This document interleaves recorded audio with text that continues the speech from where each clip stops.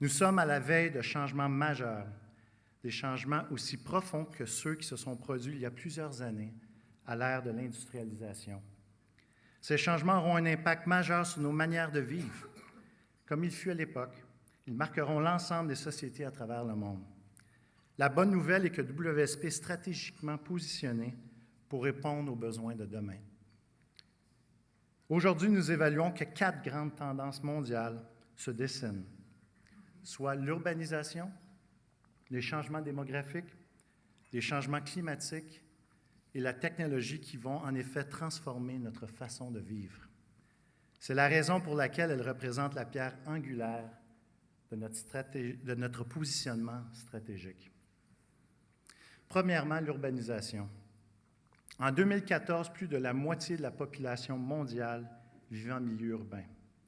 D'ici 2050, on prédit que plus de 2 tiers de la population, avec 2,5 milliards de nouveaux arrivants, vivront dans les régions métropolitaines. À titre illustratif, il faudra bâtir 5 villes de la grosseur de Beijing à tous les ans au cours des 35 prochaines années pour combler ce besoin. Deuxièmement, un grand changement démographique s'opère.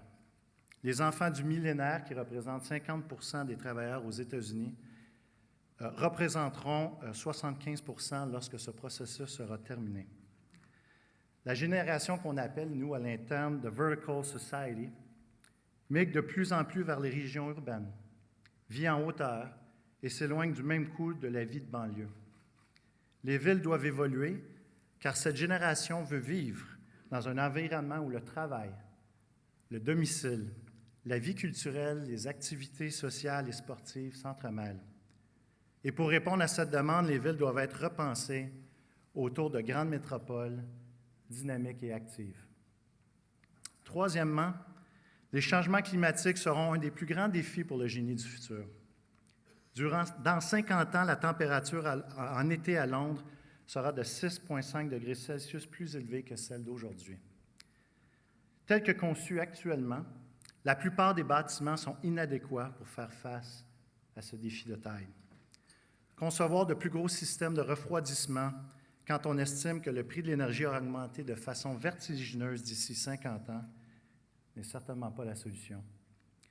Par contre, utiliser potentiellement l'air extérieur combiné à la masse thermique des bâtiments pour créer une température confortable s'avérera beaucoup plus stratégique.